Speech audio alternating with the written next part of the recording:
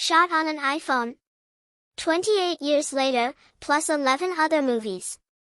Welcome back to What's the Fact? How are you doing today? As we all know, for best quality of photos and videos, we use high-end and costly cameras. Here is the twist. With smartphone, 4K videos, that to Hollywood movies were shot. The iPhone has become a go-to resource for numerous filmmakers, and not just the ones trying to get their foot in the door. Many world-renowned film directors have discovered the iPhone's potential when it comes to shooting cinematic quality videos, and that includes Danny Boyle for the upcoming 28 Years Later. Before the first trailer even came out on December 10th, the sequel made headlines for Boyle's utilization of iPhones while filming, specifically the iPhone 15 Pro Max. This is in line with stylistic choices made in the past for this franchise. 28 Days Later was shot on a Canon XL1 digital camera, which explains the film's grainier texture. It's a far cry from the Arri Alexa LF that's so commonplace in big blockbusters now, so using an iPhone will undoubtedly give 28 Years Later a more grounded and primal aesthetic. Ghost movie.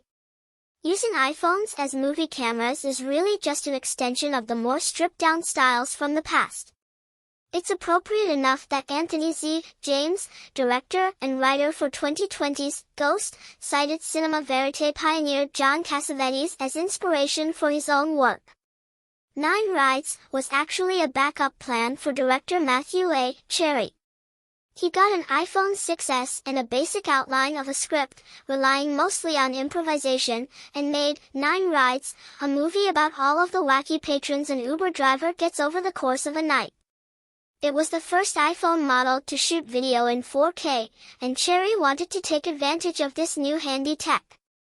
The difference between 4K and 1080p, which was the resolution found on iPhone 5 models, is night and day. 4K offers 4 times the resolution. This made it far easier to watch on modern TVs compared to 1080p, which would sometimes look grainy. Tangerine is arguably one of the best-known films for being shot on an iPhone. After seeing some well-done short films on Vimeo, director Sean Baker realized an iPhone would be perfect for the story of a transgender sex worker, Cinderella Kinna Kiki Rodriguez, tracking down her boyfriend/pimp after discovering he's been cheating on her. Baker's team had 3 iPhone 5s smartphones at their disposal, which provided them opportunities to film shots that would have been far more expensive with traditional cameras. High-flying bird. True to his word, Steven Soderbergh filmed his next project, High-Flying Bird, on a smartphone, this time an iPhone 8. This was a far more ambitious project. Unsane is largely set in one location. High-Flying Bird is a movie about a sports agent trying to make big moves during a basketball lockout. It's more grandiose, with scenes taking place in many different locales. Soderbergh also souped up his iPhone with the Moondog anamorphic lens, which provides greater aspect ratios for more cinematic looks. With all these extra features, Soderbergh didn't have to do much in post-production to make High-Flying Bird look like a real film. So, what's your view on this? Kindly comment. Thank you, see you again.